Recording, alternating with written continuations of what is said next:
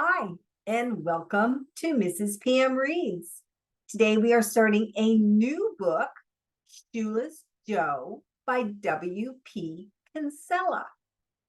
Now, this book actually does not have chapters. So this is our book, and it is what the movie A Field of Dreams was based on. So I love that movie. So yeah, I'm going to be honest, there's a lot of baseball talk in here. So if baseball's not your thing, perhaps we'll get to a different story quickly. I hope you'll like this. Anyway, it does not have regular chapters. So it has 3 parts. So I'm not going to be able to label each video like chapter 1, chapter 2. So we'll have to figure that out. But we're going to go ahead and get started with the first section of part 1. And this is Shoeless Joe by W.P. Kinsella.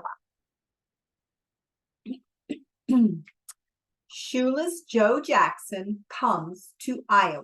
This is part 1, first section. My father said he saw him years later playing in a 10th-rate commercial league in a textile town in Carolina, wearing shoes and an assumed name. He'd put on 50 pounds, and the spring was gone from his step in the outfield, but he could still hit. Oh, how that man could hit. No one has ever been able to hit like Shoeless Joe Jackson. 3 years ago, at dusk on a spring evening, when the sky was a robin's egg blue and the wind was soft as a day-old chick, I was sitting on the veranda of my farm home in eastern Iowa when a voice very clearly said to me, "If you build it, he will come." The voice was that of a ballpark announcer. As he spoke, I instantly envisioned the finished project I knew I was being asked to conceive. I could see the dark, squarish speakers, like ancient sailors' hats, attached to aluminum-painted light standards that glowed down into a baseball field. My present position being directly behind home plate. Well, it has started pouring. I hope that that's not going to affect your ability to hear. In reality, all anyone else could see out there in front of me was a tattered lawn of mostly dandelions and black grass that peered out at the edge of a cornfield, perhaps 50 yards from the house. Anyone else was my wife, Annie, my daughter, Karen, a corn-colored collie named Carmelita Pope, and a cinnamon and white guinea pig named Junior, who ate spaghetti and sang each time the fridge door opened. Karen and the dog were not quite 2 years old. If you build it, he will come. The announcer repeated in scratchy Middle American, as if his voice had been recorded on an old 78 RPM record. A 3-hour lecture or a 500-page guidebook could not have given me clearer directions. Dimensions of ballparks jumped over and around me like fleas. Cost figures for light standards and floodlights whirled around my head like the moths that dusted against the porch light above me. That was all the instruction I ever received. 2 announcements and a vision of a baseball field. I sat on the veranda until the satiny dark was complete. A few curdly clouds stripped the moon, and it became so silent I could hear my eyes blink. Our house is one of those massive old farm homes, square as a biscuit box, with a sagging veranda on 3 sides. The floor of the veranda slopes so that marbles, baseballs, tennis balls, and ball bearings all accumulate in a corner like a herd of cattle clustered with their backs to a storm. On the north veranda is a wooden porch swing where Annie and I sit on humid August nights, sip lemonade from teary glasses, and dream. When I finally went to bed, and after Annie inched into my arms in that way she has, like a cat that you suddenly find sound asleep in your lap, I told her about the voice, and I told her that I knew what it wanted me to do. Oh, love, she said, if it makes you happy, you should do it. And she found my lips with hers. I shivered involuntarily as her tongue touched mine. Annie, she has never once called me crazy. Just before I started the first landscape work, as I stood looking out at the lawn and the cornfield, wondering how it could look so different in daylight, considering the notion of accepting it all as a dream and abandoning it, Annie appeared at my side, and her arms circled my waist. She leaned against me and looked up, cocking her head like one of the red squirrels that scamper along the power lines from the highway to the house. Do it, love, she said, as I looked down at her face. That slip of a girl with hair the color of cayenne pepper and at least 1,000,000 freckles on her face and arms.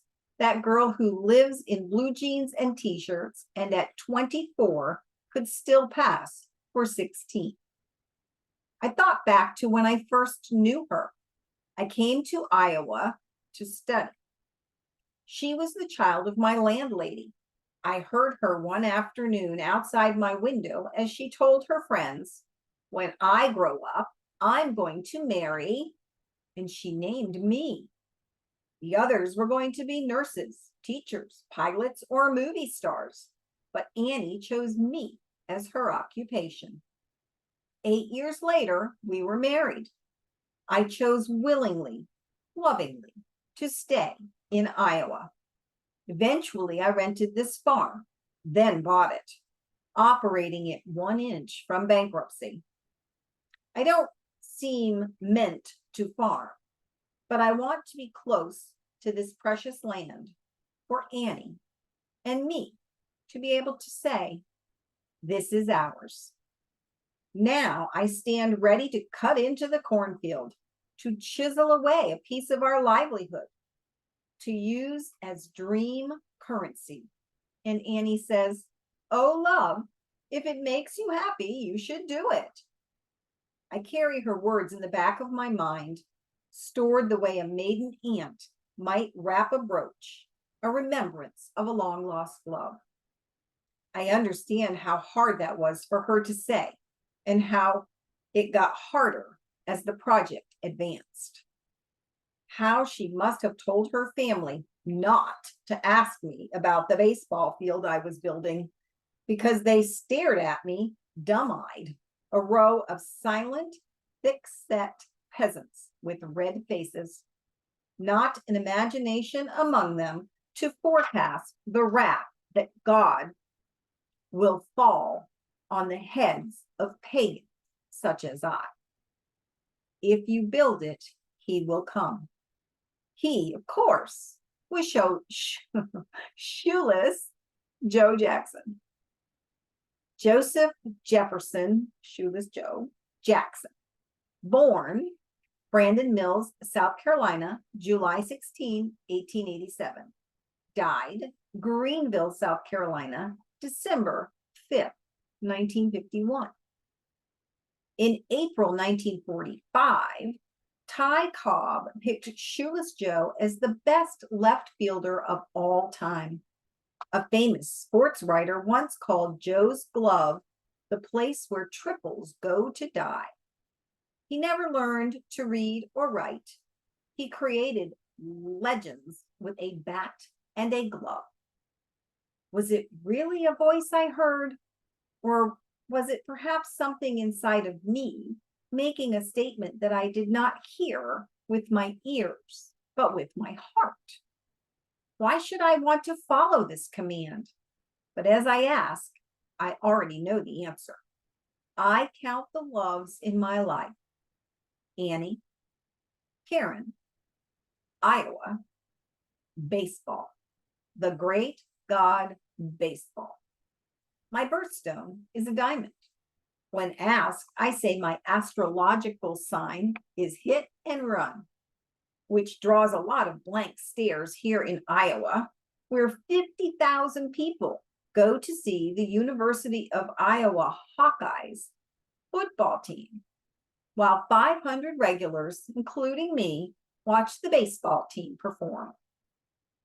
My father, I've been told, talked baseball to me in my mother's belly while waiting for me to be born. My father, born Glen Ullin, North Carolina, North Dakota, April 14, 1896. Another diamond birthstone. Never saw a professional game until 1919 when he came back from World War I, where he had been gassed at Passchendaele, I think. He settled in Chicago, inhabited a room above a bar across from Comiskey Park, and quickly learned to live and die with the White Sox.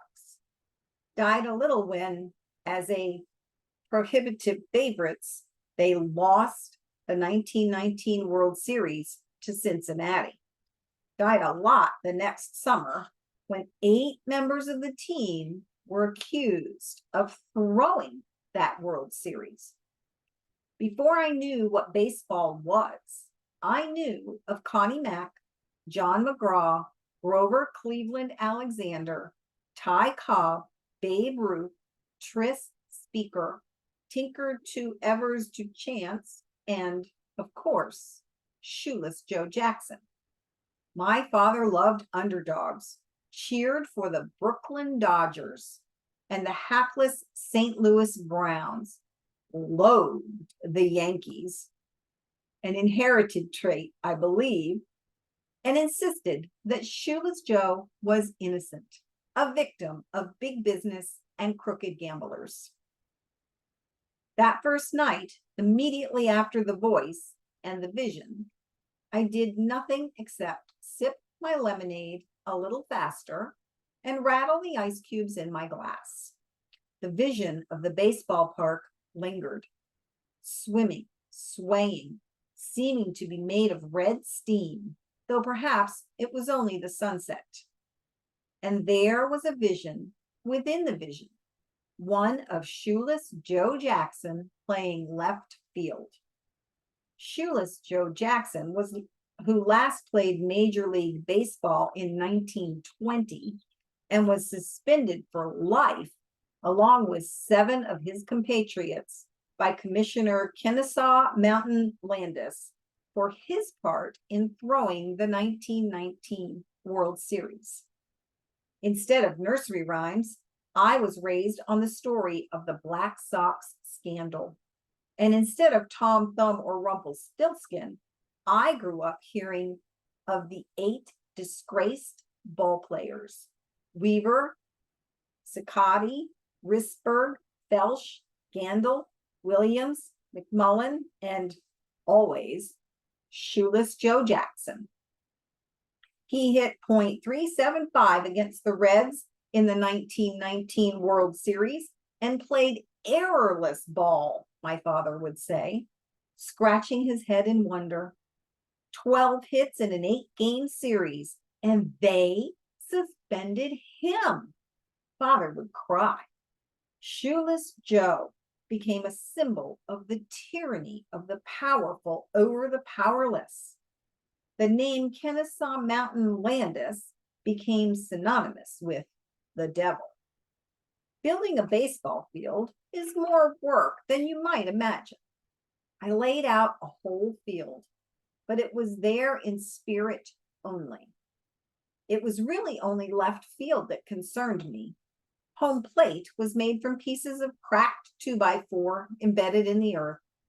The pitcher's rubber rocked like a cradle when I stood on it.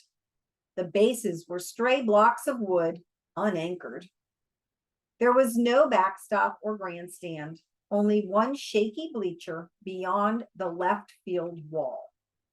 There was a left field wall, but only about 50 feet of it, 12 feet high, stained dark green and braced from the rear, and the left field grass. My intuition told me that it was the grass that was important. It took me 3 seasons to hone that grass to its proper texture, to its proper color. I made trips to Minneapolis and 1 or 2 other cities where the stadiums still have natural grass infields and outfields. I would arrive hours before a game and watch the groundskeepers groom the field like a prize animal. Then stay after the game when, in the cool of the night, the same groundsmen appeared with hoes, and rakes, and patched the grasses like medics attending to wounded soldiers. I pretended to be building a little league baseball field and asked their secrets, and sometimes was told. I took interest in the total operation. They wouldn't understand if I told them I was building only a left field. 3 seasons I've spent seeding, watering, fussing, praying, coddling that field like a sick child. Now it glows parrot green, cool as mint, soft as moss, lying there like a cashmere blanket. I've begun watching it in the evenings, sitting on the rickety bleacher just beyond the fence, a bleacher I constructed for an audience of 1. My father played some baseball, Class B teams in Florida and California. I found his statistics in a dusty minor league record book.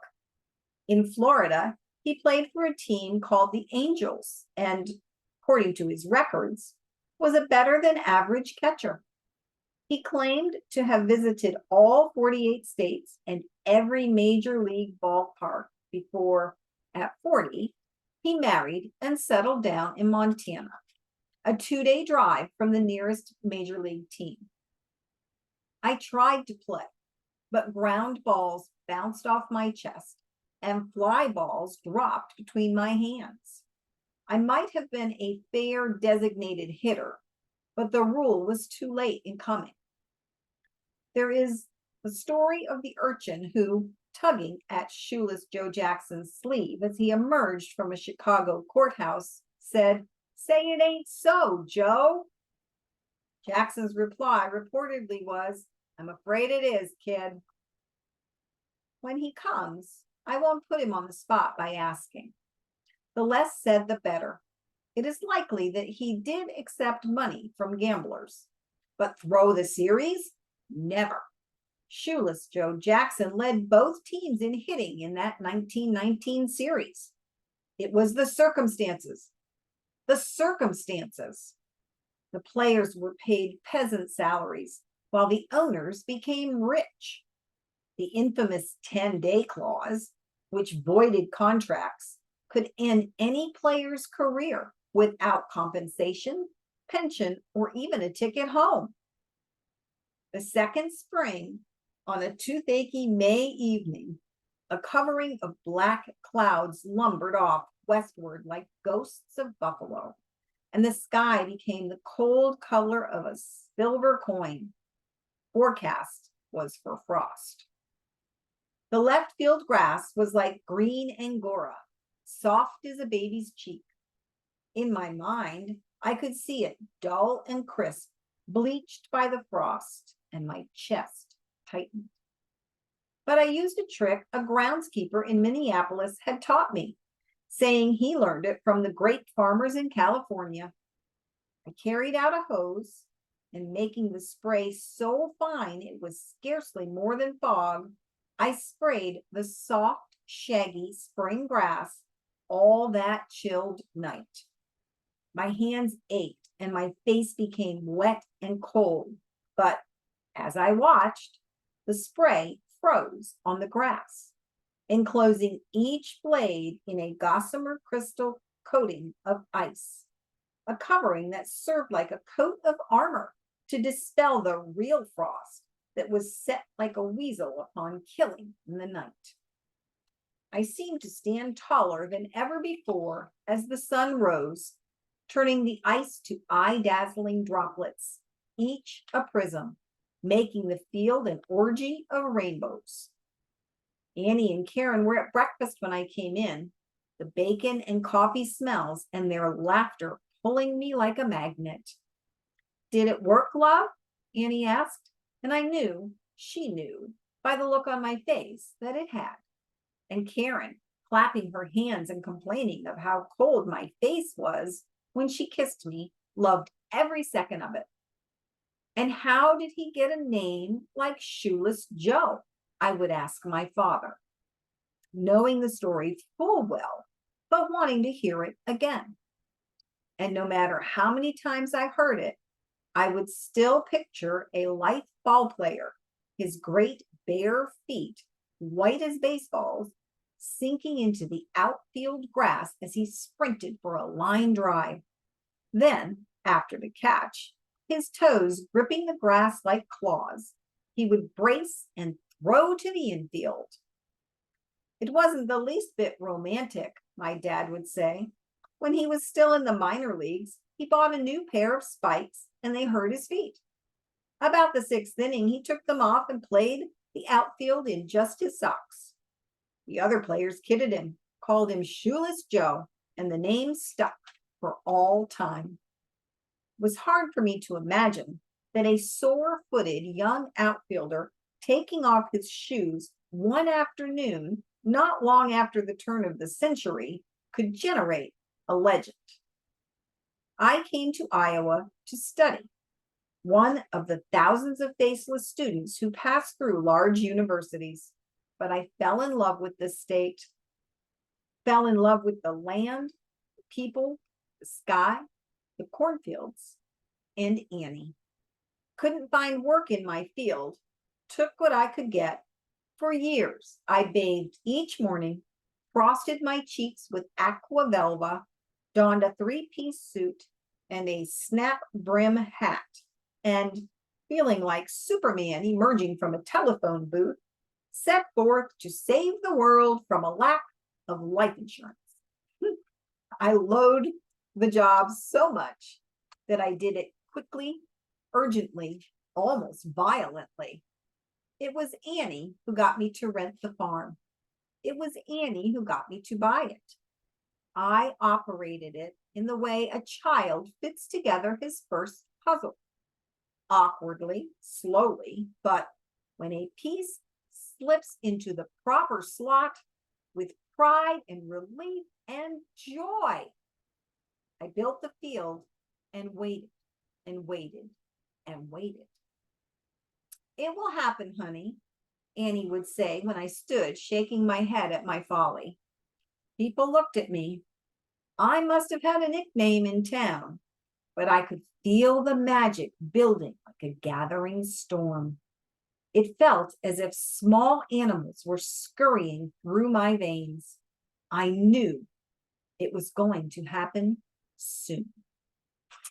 And that is where we're going to stop for today. So because this is a new book, I'm going to show you my little song. So you want to please subscribe to the channel. And when you do, you want to go ahead and click that little bell tab, and it will send you notifications every time a new video posts. So you don't have to keep going and looking. You'll just get a notification. Hey, another video. All right, you guys. I hope you have a wonderful day, and I will see you next time. Bye.